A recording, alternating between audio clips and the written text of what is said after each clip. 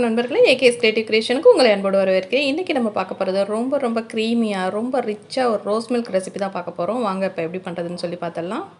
பால் பார்த்திங்கன்னா நல்லா காய்ச்சிட்டு ஆற வச்சுட்டு ஃப்ரிட்ஜில் நல்லா வச்சு நல்லா சில் பண்ணி எடுத்துக்கங்க. அந்த சில்லுன்னு இருக்கக்கூடிய பாலை தான் நான் இப்போ அந்த பவுலில் வந்து மாற்றி எடுத்துருக்கேன்.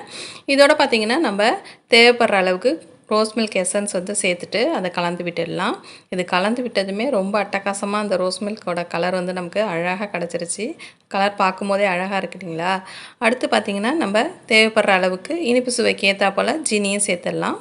சேர்த்துட்டு இப்போ நம்ம சேர்க்கக்கூடிய அந்த பொருள் தான் முக்கியமான பொருள், அதாவது விப்டு க்ரீம்.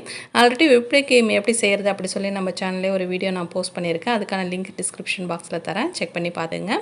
அந்த விப்டு க்ரீமையும் ஒரு ஸ்கூப் அளவுக்கு சேர்த்துட்டு இப்போ நம்ம சேர்த்து வச்சுருக்க எல்லா பொருளையும் ஒரு மிக்ஸி ஜாரில் அப்படியே மாற்றிடலாம். அதுக்கு முன்னாடி நம்ம சேனல் நீங்கள் இது வரைக்கும் சப்ஸ்கிரைப் பண்ணலாம், கீழே இருக்கிற இடத்துல சப்ஸ்கிரைப் பட்டன் அமைக்கி சப்ஸ்கிரைப் பண்ணிடுங்க. கூடவே பக்கத்தில் ஒரு பெல் சிம்பிள் வரும், அதையும் ப்ரெஸ் பண்ணிவிடுங்க. அதில் ஆளுங்கிற ஆப்ஷனை செலக்ட் பண்ணிவிடுங்க. அப்போ தான் நம்ம சேனலில் போகிற எந்த வீடியோவும் உங்கள் மொபைலுக்கு நோட்டிஃபிகேஷனாக உடனே வரும்.